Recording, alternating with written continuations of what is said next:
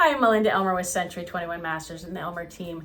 Thanks so much for watching. Today we're going to talk about how to clean out a family estate. And I'm here with special guest, Phil Fabian from Estates by Phil Fabian.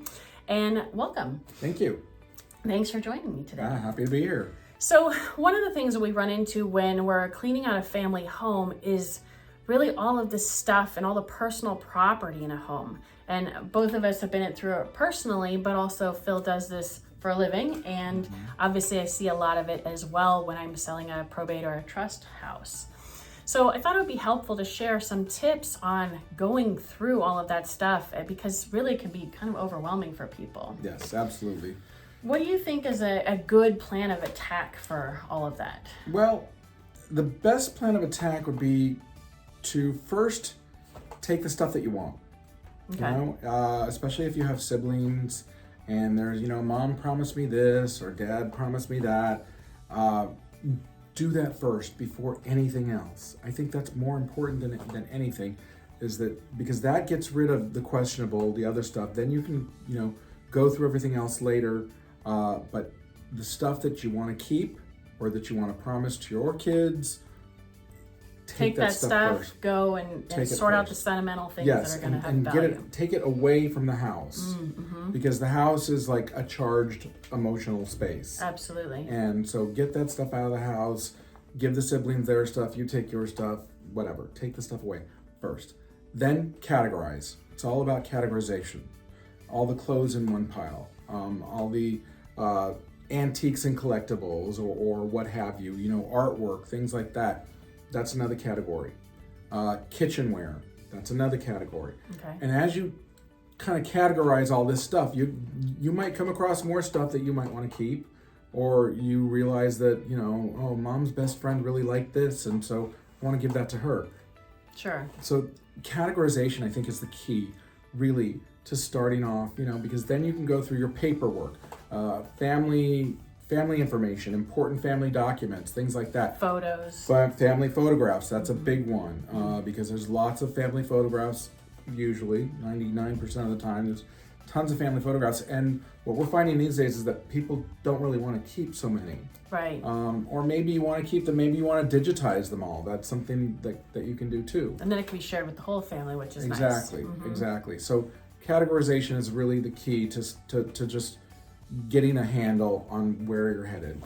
When is a good time to have someone like you come in and start evaluating, looking at things to see if it is worth doing an estate sale?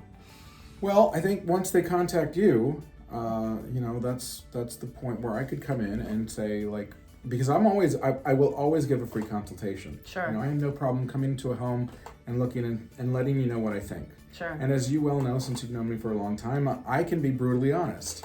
Yes, and I always appreciate that about you. But I will do it in the nicest way possible. Yes, yes.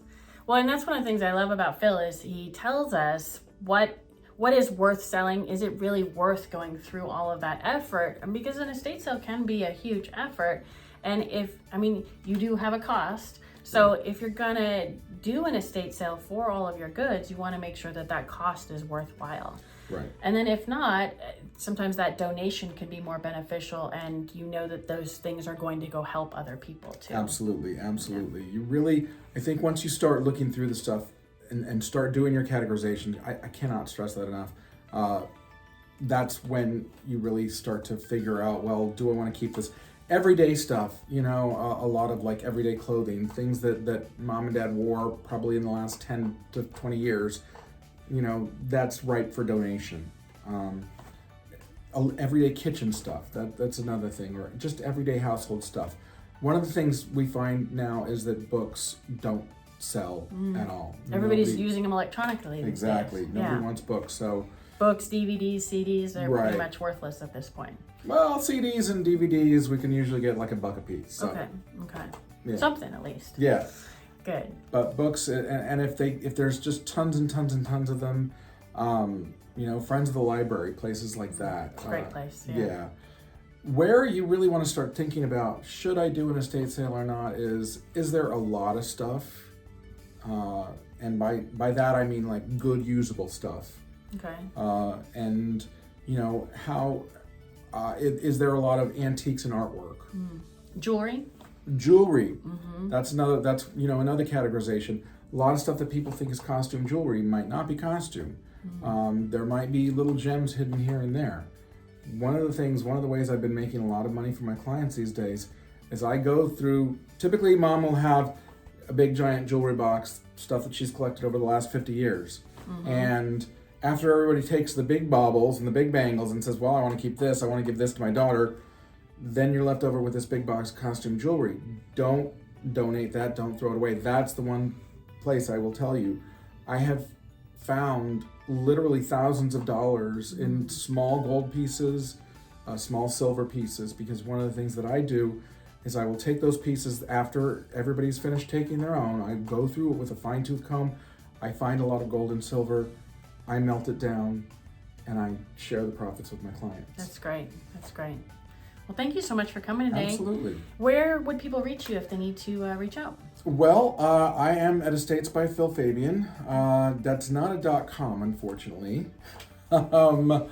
If they need to get a hold of me, they can always contact you. Okay. You're much easier to find than I am. Perfect. But I am on Instagram. Okay. Junkman65, but junk is spelled the fancy way. Junque. So that's Junqueman, Junkman65 on Instagram.